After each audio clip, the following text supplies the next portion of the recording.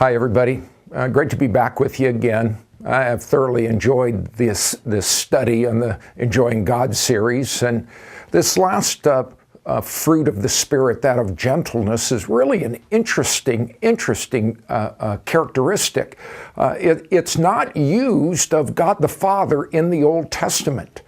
That doesn't mean that he's not gentle. We know that the Lord Jesus, as we saw in Matthew 11, is gentle, so obviously the Father is such.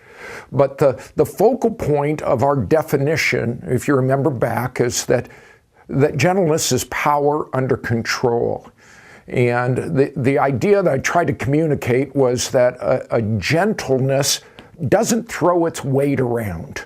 It has power, it has rights, it has privileges, but doesn't use those in a destructive way.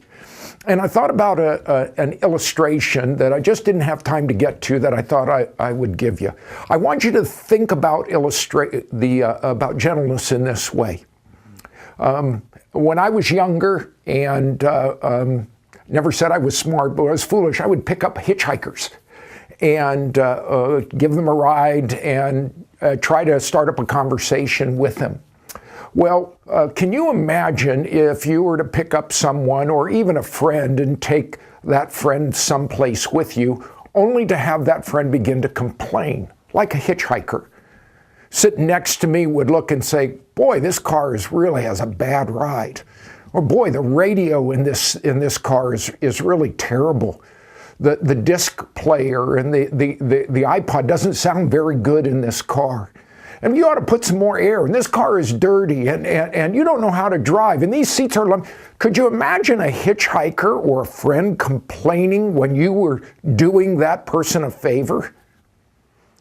Well, that's kind of the way that I get, I don't know about you, but kind of the way that I get with God. He's done everything for us, and yet I begin to complain. I begin to resist. I begin to criticize both him and others when things don't go my way. I don't become gentle and try to throw my weight around. I try to use power to influence others in an inappropriate way. Can you relate to that at all? I want you to talk a little bit in your small group. You've got lots of questions about gentleness and about when you've been gentle, when you haven't been, but I'm just wondering if you could see it in terms of your own relationship with the Lord. Whether you've been complaining, whether you've been trying to throw your weight around. That probably would be good for me and for all of us together. Recommit ourselves to this whole fruit of gentleness. Soak it up so that we can pass it along to others.